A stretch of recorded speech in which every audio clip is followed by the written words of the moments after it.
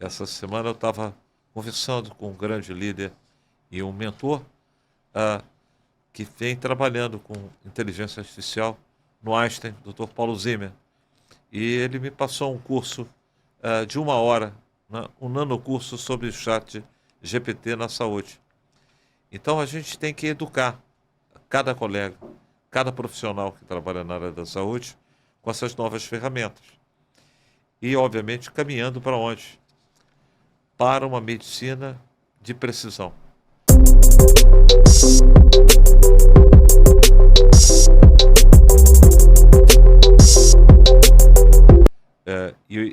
E principalmente organizando o processo de cuidado com essas novas ferramentas.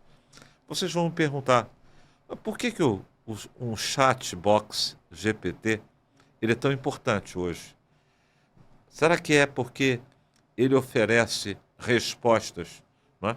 E aí esse é um ponto assim muito interessante quando eu comecei a mexer com ele.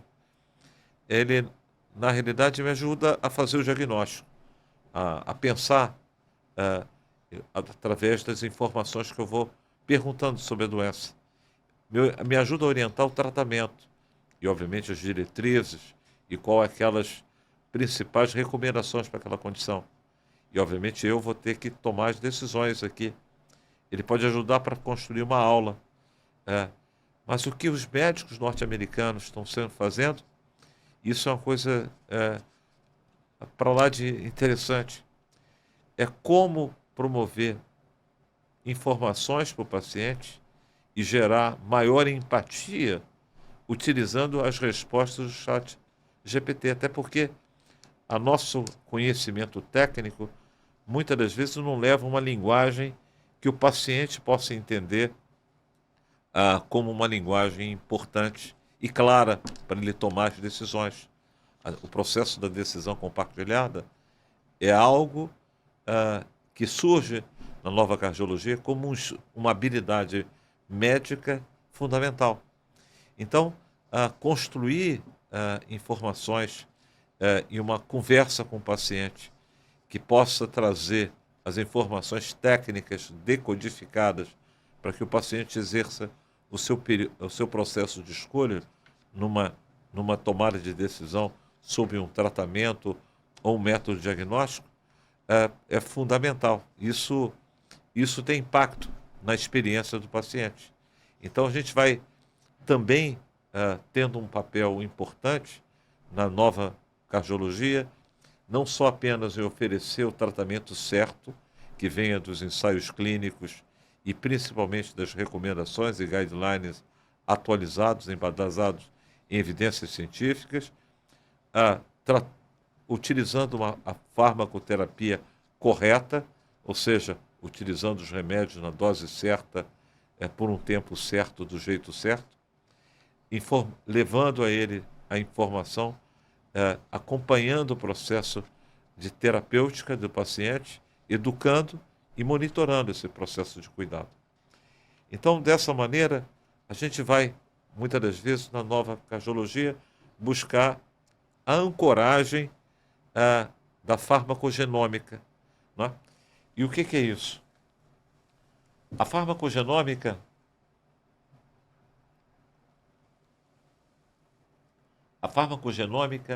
nos permite, a priori, não é? A partir de dados genéticos, não é? Nós sabermos como aquela droga, naquele indivíduo em particular, ela vai responder. Qual a chance de nós termos enzimas que degradem aquela droga de forma acentuada ou lenta? E também promover efeitos adversos de um determinado medicamento. Então, isso é absolutamente uma coisa que a gente já vinha trabalhando com o warfarina, né, que é um anticoagulante oral. A gente começa a avançar em relação aos antiagregantes plaquetários e a gente vai avançando em relação aos diferentes fármacos na cardiologia e na interação de outros fármacos. Lembrar que o nosso paciente cardiovascular, ele não só toma as medicações do cardiologista, ele toma outras medicações que podem ter é, interações complexas, né? E respostas, muitas das vezes, sobre o coração. Existem medicamentos que podem alterar o QT, não é? E o QTC do paciente causar arritmias cardíacas, podem causar mais cardiotoxicidade. Existem medicamentos que podem, utilizados numa miocardite, causar uma lesão na medula óssea e um quadro de uma aplasia, alguns imunossupressores. Então, isso é de fundamental importância esse conhecimento. E nessa viagem, né, o raciocínio farmacoterapêutico, a gente tem uma parceria com os farmacêuticos clínicos, né? Então, os softwares para tomada de decisão, a presença do farmacêutico clínico, assim como o nutricionista, a gente vai construindo uma nova ciência, assim como também os avanços que a gente tem nos métodos de diagnóstico, utilizando técnicas moleculares. Eu tenho experiência com metagenômica, que reconhece muitas das vezes, numa gota de sangue, a presença de centenas de patógenos. Então, em casos de endocardite infecciosa, com hemocultura negativa, é possível a gente recuperar o gene de uma bactéria que pode estar causando uma dificuldade de crescimento e já apontar em horas a presença daquele germe. E, obviamente, com bioinformática, a gente poder estar processando esse estudo de muitas das vezes, recuperar o gene de uma bactéria que pode estar causando uma dificuldade de crescimento e já apontar em horas a presença daquele germe. E, obviamente, com bioinformática, a gente poder estar processando esse estudo de muitas das vezes, milhares de fragmentos de DNA que vai sendo localizado, vai sendo comparado se está ali presente ou não. E aí protozoários, bactérias, vírus, fungos podem ter o seu diagnóstico realizado em horas e, obviamente, a gente pode estar extrapolando a presença também, identificando a resistência a microbianos, aos antimicrobianos. Então, isso é medicina de precisão, é uma nova cardiologia que brota, não é, com o conhecimento não só dos testes genéticos em miocardiopatia, canalopatia, ortopatia, e essa é a nossa prática na Universidade Federal Fluminense, não é? E a gente tem trabalhado também com outros nessa interseção, não é?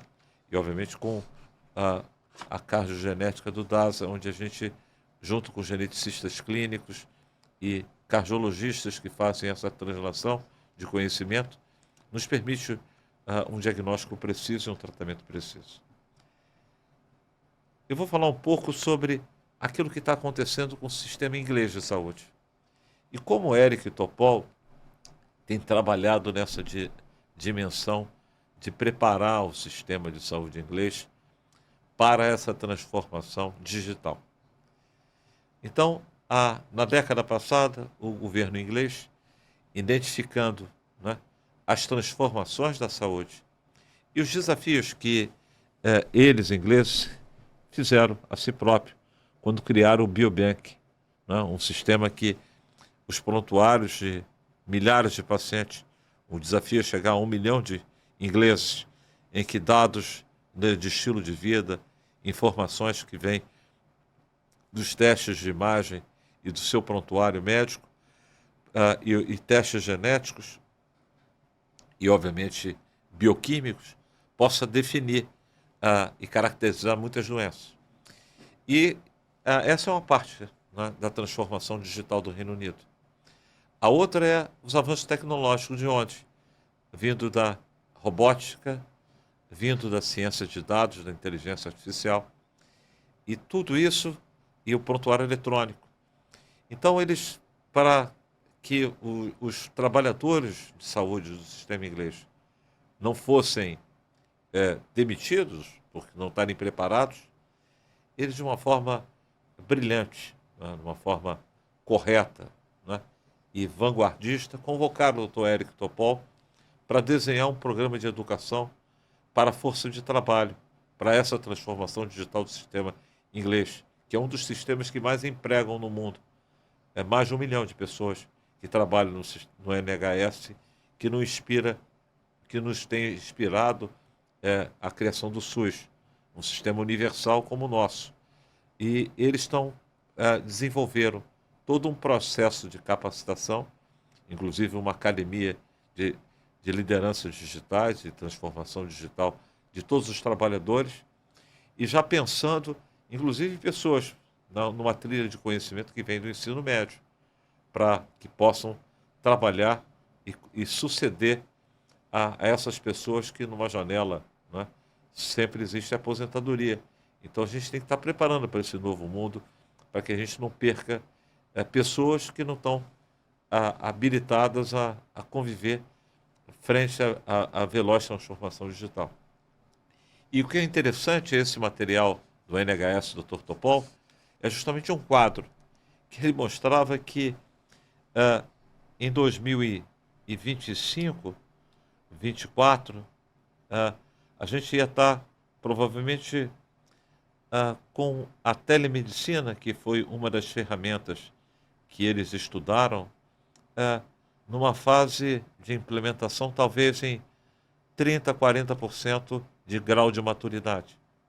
E a gente observa que a pandemia promoveu uma aceleração e hoje a telemedicina, a telesaúde é algo pleno no sistema do NHS e, obviamente, evitando uma porção de idas ao paciente e perdas de tempo e, obviamente, ganhando eficiência e produtividade.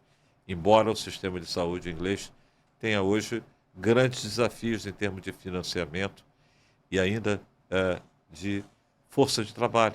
Recrutam enfermeiras, médicos, porque as demandas são crescentes pelo envelhecimento populacional e por talvez vivenciarem ainda um subfinanciamento que se instalou. Um ponto importante da nova cardiologia é o desafio. Líderes promovem desafios e um ecossistema se adapta, se prepara e inova. Quando o Obama fez um chamado há 15 anos atrás, aproximadamente, que chegaria a Marte em 2030, assim como Kennedy, isso gerou e tem gerado passo a passo os avanços nesse caminho. Eu não tenho a menor dúvida que esse horizonte de a chegada do homem a Marte ao redor na década de 2030 será algo vivenciado, não é? E quando o mesmo Obama, lança um movimento, isso está bem documentado no New England Journal of Medicine, de construir a medicina de precisão e lançando as bases para que isso possa gerar acesso e investigação para que os pacientes com doenças crônicas, como câncer, doenças cardiometabólicas, pudessem ter uma medicina com maior eficiência e mais efetiva, eu não tenho dúvida que nós aceleramos, não é? E como um líder promove mudanças, reposiciona investimentos, treinamento, direciona o caminho, não é? Então, a oncologia vive hoje essa transformação. E a gente tem muito que aprender com os oncologistas clínicos, né? Que seguramente têm hoje o desafio do crescimento do câncer e os custos envolvidos com o tratamento, mas eles certamente nos educam sobre a importância sobre pesquisa clínica, inovação, medicina de precisão, farmacogenética, estudo de biomarcadores e alvos terapêuticos com novas drogas. E qual tem sido a resposta da cardiologia a esse desafio? Eu diria que nós estamos e temos talvez o melhor exemplo na amiloidose cardíaca. A amiloidose cardíaca, a cardiologia clássica, ela, na realidade, tinha como uma doença rara, uma doença subdiagnosticada, e o paciente, muitas das vezes, passando por um, não, dois, três, quatro, cinco cardiologistas para chegar ao diagnóstico. E nós não tínhamos tratamento. Essa foi a realidade que nos trouxe até 2010. A gente tinha uma doença subdiagnosticada acontecendo e presente nas necrópsias em pessoas acima de 80 anos até 20%, ou mais 25%, e uma doença não estudada. Os apoios em termos de utilizarem essa plataforma da medicina de precisão e o apoio a pesquisar doenças raras e ultra-raras tem gerado uma transformação. E hoje a amiloidose, ela já não é uma doença tão rara assim. É uma doença que com certeza passa a ser melhor diagnosticada, mais precocemente. Os seus diferentes tipos proteicos, né, de proteínas que formam a substância amiloide, construída, né, esse diagnóstico da amiloidose com a Virchow, né, olhando os dados no Charité. Eu tive a honra de conhecer o laboratório dele, né, faz parte do museu no Hospital Charité. E hoje a gente tem a caracterização tecidual, a espectroscopia de massa, a biópsia laser, a cintilografia, o PET, e, obviamente, novas drogas que podem, muitas das vezes, silenciar o RNA e, com isso, diminuir a produção. Drogas que estabilizam a substância amiloide. E, com isso, também agora anticorpos que vão removendo do tecido o substrato amiloide, o depósito amiloide.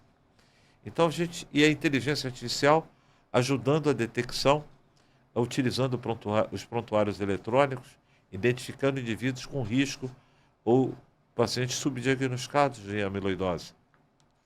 Então, essa mudança que eu vejo na amiloidose, eu acho que essa é a mudança que nós vamos ver em várias doenças cardiovasculares. Hoje mesmo, no New England, tinha a primeira droga que utilizava essa plataforma do RNA de interferência no manuseio da hipertensão. Então, provavelmente, isso vai levar com que as mudanças serão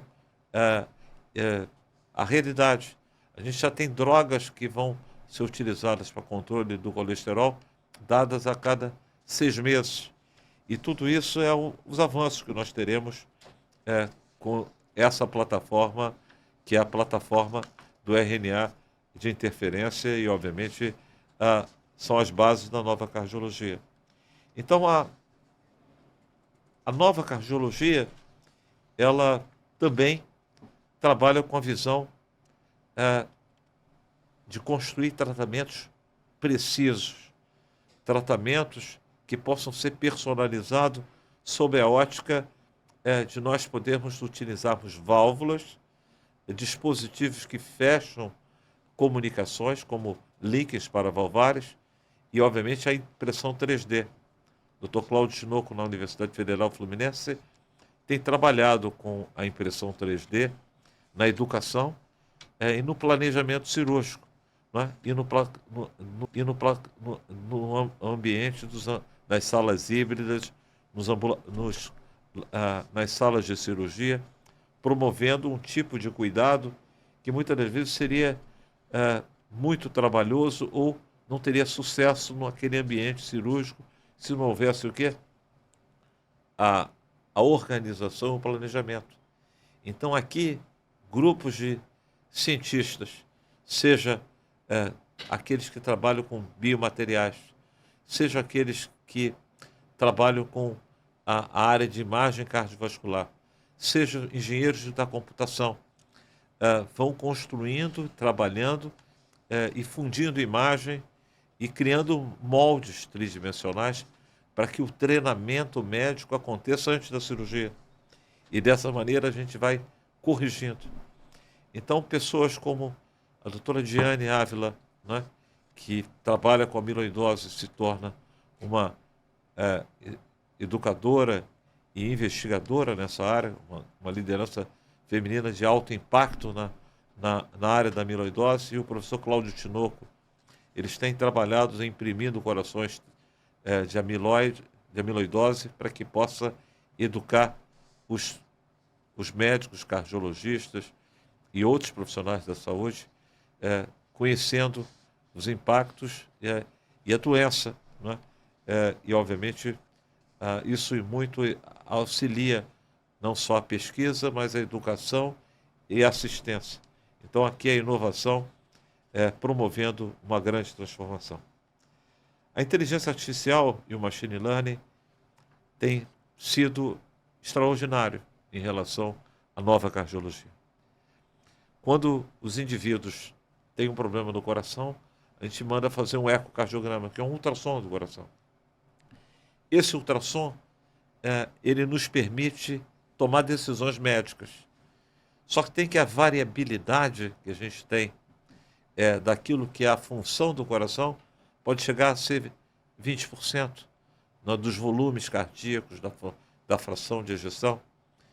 E a gente tem que hoje trabalhar para ter variabilidade zero de variabilidade entre as pessoas, e fazer isso de forma rápida, quase que instantânea. A inteligência artificial tem feito isso.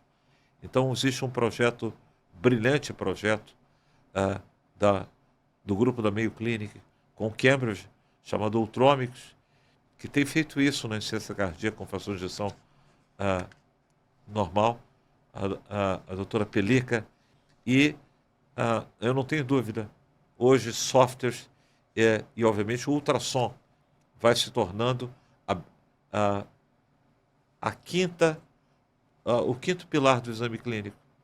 Então a cardiologia clássica nos ensinou que o diagnóstico estava na palma da mão, né? A história responsável por 70% do diagnóstico em cardiologia, o exame clínico, 15%, o raio-x, 5%, o eletro, 5%, e os outros exames, que realmente tinham um papel menor. Hoje, a gente tem uma mudança importante. O exame cardiovascular, ele tem um papel pode chegar a 30%, 40%, com apoio do ultrassom. Então, o ultrassom na beira do leito, que pode estar acoplado ao nosso celular, ele promove essa transformação. Então, a gente tem a observação, a inspeção, palpação, a auscultação e agora a issonação, o uso do ultrassom. E o próprio Dr. Brownlow, no artigo seminal, chama a atenção da importância do ultrassom à beira do leito. E com o apoio da inteligência artificial, a gente consegue que, com basta umas 13 ciclos cardíacos, você consegue ter todos os dados do ecocardiograma, todos os cálculos, e isso com variabilidade que se aproxima a zero. Essa os avanços na inteligência artificial do ponto de vista ao diagnóstico. A inteligência artificial hoje olha um eletrocardiograma e diz o seu risco futuro em termos de infarto. E, obviamente, vai fazendo o diagnóstico numa fase precoce. E, com certeza, o raciocínio digital, não é? Nesse ambiente digital, as lideranças têm que ter um pensamento analítico. Então, a gente tem trabalhado com dados e com a visão da importância da utilização dos dados na cardiologia. E, com certeza, a gente vai caminhando, né, para dizer a vocês, o movimento da nova cardiologia é algo transformador. E essa transformação está em curso. E hoje é possível, com as tecnologias vestíveis, como esse monitor de glicose, que o paciente com um implante transcutâneo, ele mensura, avalia seus dados, corrige, informa e pode passar essas informações através do Bluetooth. E dessa maneira a gente constrói o cuidado certo, evita as complicações e cuida melhor das pessoas. Bem-vindos à Nova Cardiologia.